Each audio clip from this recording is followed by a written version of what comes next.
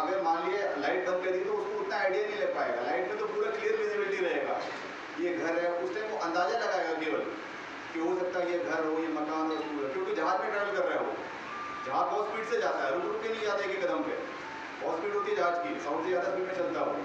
एयररेड का मतलब कि सायरन बज गया मतलब आपको ब्लैकआउट करना है, टोटल एरिया ब्लैकआउट हो जाना चाहिए, उस दौरान बत्ती बंद होनी चाहिए।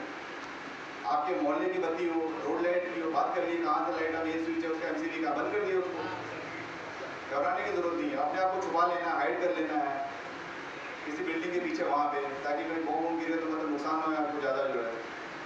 इसका मतलब ये होता है कि दुश्मन ने अटैक किया, दुश्मन के जहाज आगे ब्लैकआउट हो गया, एज अ प्रिकॉशनरी मेजर हम कर रहे हैं अपने आप को बचाने के लिए। दुश्मन को हमारी लोकेशन के बारे में पता लग गया है, इसलिए होता है।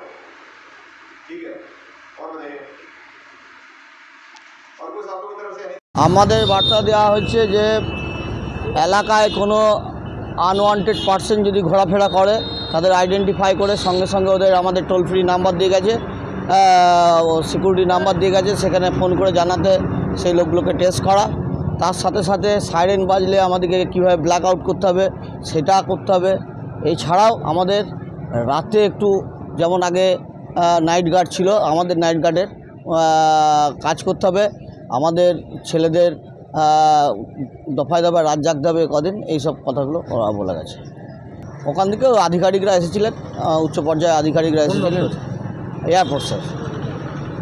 আপনারাও সেই মতো একই ভূমিকা পালন করছি। আমরা প্রতিটি বুথে বুথে প্রত্যেকজনকে আমরা সেই খবর পৌঁছে দিয়েছি। আমাদের পঞ্চায়েতে 200 থেকে 250 মানুষ এসেছিলেন এবং নেতৃত্বস্থানীয় সর্বদলীয় মিটিং হয়েছে এবং সর্বদল এবং সব ধর্মের মানুষ সেখানে উপস্থিত ছিলেন।